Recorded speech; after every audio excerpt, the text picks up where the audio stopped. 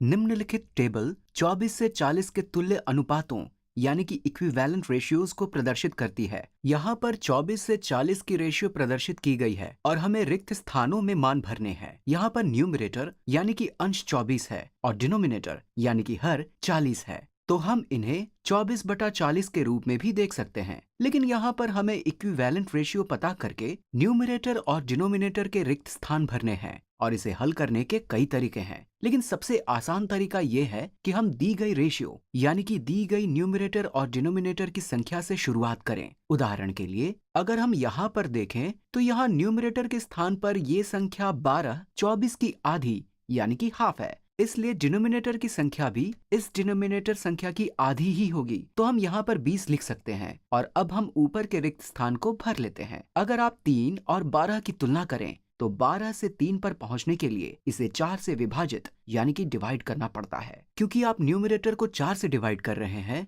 इसलिए आप डिनोमिनेटर को भी 4 से ही डिवाइड करेंगे। तो 20 को 4 से डिवाइड करने पर हमें 5 मिलता है और अंत में हमें एक और रिक्त स्थान भरना है जो कि न्यूमरेटर यानी कि अंश है और हम इसे इस डिनोमिनेटर की सहायता से हल कर लेंगे। तो डिनोमिनेटर की संख्या को दुगुना करने पर हमें 40 के स्थान पर 80 मिलता है और इसी तरह हम न्यूमरेटर की संख्या को भी दुगुना करेंगे और दुगुना करने पर 48 मिलता है। और इस तरह हमने 4 इक्विवेलेंट रेशियो यानी कि 4 इक्विवेलेंट अनुपात लिख लिए हैं। 3:5 या 3/5 12:20 के इक्विवेलेंट है जो कि 24:40 के इक्विवेलेंट है और 24:40 48:80 के इक्विवेलेंट है। उत्तर की जांच कर लेते हैं और हमारा उत्तर सही है। आइए कुछ और प्रश्न हल करें। निम्नलिखित टेबल 27/75 के इक्विवेलेंट भिन्नों को प्रदर्शित करती है और यहाँ पर अलग अलग तुल्य भिन्न यानी कि इक्विवेलेंट फ्रैक्शन दिए गए हैं और ये टेबल 18/55 के इक्विवेलेंट अनुपात प्रदर्शित करती है।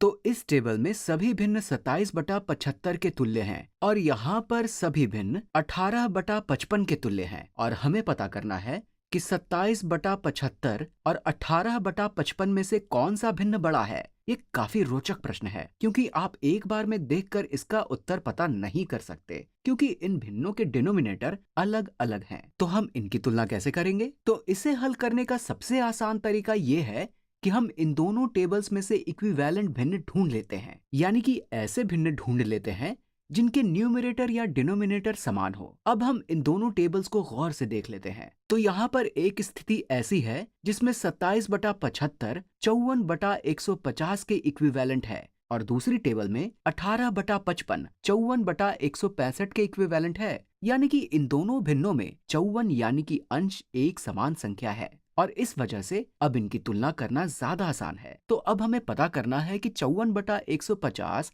और 54/165 में कौन सा फ्रैक्शन यानी कि भिन्न छोटा है। अगर दो भिन्नों में न्यूमरेटर की संख्या समान हो तो जिस भिन्न के डिनोमिनेटर की संख्या बड़ी होगी वास्तव में वह भिन्न दूसरे भिन्न से छोटी होगी। इसलिए 54/165 54/150 से छोटी भिन्न है, जिसका मतलब है कि 18/55 27/75 से छोटी भिन्न है। तो अब हम दिए गए विकल्पों में से सही विकल्प को चुन लेते हैं। यहाँ पर लिखा गया है कि 27/75 18/55 से बड़ा है, जो कि बिल्कुल सही है और हम इसे चुन लेते हैं। आइए एक और प्रश्न हल करें। लतिका के मित्र दौड़ लगा रहे हैं और उनमें से प्रत्येक 0 सेकंड से शुरू करके स्थिर गति यानी कि कांस्टेंट स्पीड पर दौड़ रहे हैं। तो इनमें से कौन सी टेबल लतिका के मित्रों द्वारा एक निश्चित समय बाद तय की गई दूरी को प्रदर्शित कर रही है? तो यहाँ बताया गया है कि एक दौड़ हो रही है और जिसमें प्रत्येक मित्र 0 सेकंड से शुरू करके स्थिर गति पर दौड़ रहे हैं और हमें सही सारणी पता करनी है, यानी कि सही टेबल पता करना है। हम पहले टेबल 1 को देख लेते हैं। तो क्योंकि वे स्थिर गति पर दौड़ रहे हैं इसलिए सभी संभावित टेबल्स में समय और दूरी की रेशियो समान होनी चाहिए। यहाँ पर 3:2 की रेशियो दी गई है। तो अगर हम दूरी को तिगुना करेंगे तो हमें समय को भी तिगुना करना पड़ेगा और इसी तरह अगर दूरी को 5 से गुणा करेंगे तो समय को भी 5 से गुणा करना होगा। तो इस हिसाब से टेबल 1 ठीक लग रही है। अब हम अगली टेबल की जांच कर लेते हैं। यहाँ पर दिया गया है 11:4 और उसके बाद 12:5।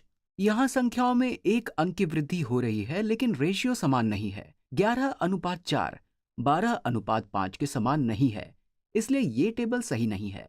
अब हम टेबल 3 की जांच कर लेते हैं। यहाँ पर 1:1 है और जब हम दूरी को दुगना करते हैं तो समय को भी दुगना करना होगा।